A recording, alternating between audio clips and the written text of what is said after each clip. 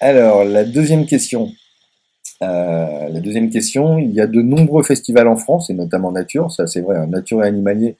Moi, pour ce que je vois, ce que j'enregistre sur la carte des expos, j'en enregistre quand même beaucoup qui sont en rapport avec ce cœur de photographie.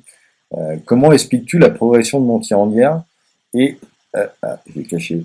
Bon, je vais reprendre la question. Il y a de nombreux festivals en France et notamment nature. Comment expliques-tu la progression de Montier-en-Hyères et donc son succès?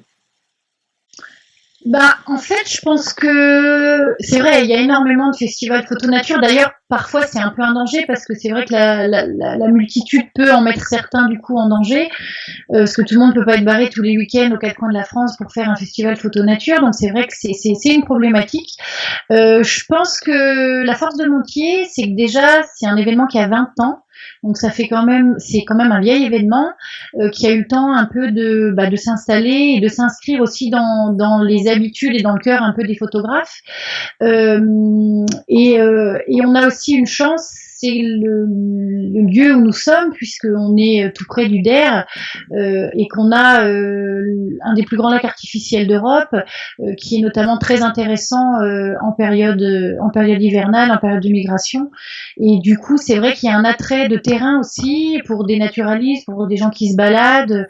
Donc, j'allais dire, ce rendez-vous de la nature là, je pense, a aussi permis au festival d'avoir une vraie identité, quoi, un vrai Ouais. caractère. Et ça, on me l'a dit, dans l'association dans laquelle je participe, Lumière d'encre, il y a un des membres actifs qui est ornithologue, enfin il est photographe et il fait de l'ornithologie, et Mm-hmm. il est déjà venu à Montier-en-Der et il m'a dit mais c'est génial, le matin tu vas voir les oiseaux et l'après-midi tu vas sur le lac et l'après-midi, enfin une fois que tu as fini, enfin c'est même pas l'après-midi, hein, Rebelote, coucher des grues.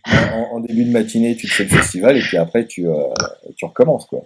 Donc Mm. effectivement la conjonction mais ça c'est quelque chose que j'avais déjà repéré sur un événement que moi j'avais fait, c'est une conjonction, une espèce de recette magique qui fait que ça devient incontournable comme événement, quoi. Moi, il y a beaucoup de gens qui me contactent, enfin c'est assez fréquent, des gens qui veulent monter un événement, un festival photo de nature, qui m'appellent un peu pour avoir la recette magique. Bon, s'il y en avait une, voilà, je la donnerais. Malheureusement, je pense qu'il y en a pas.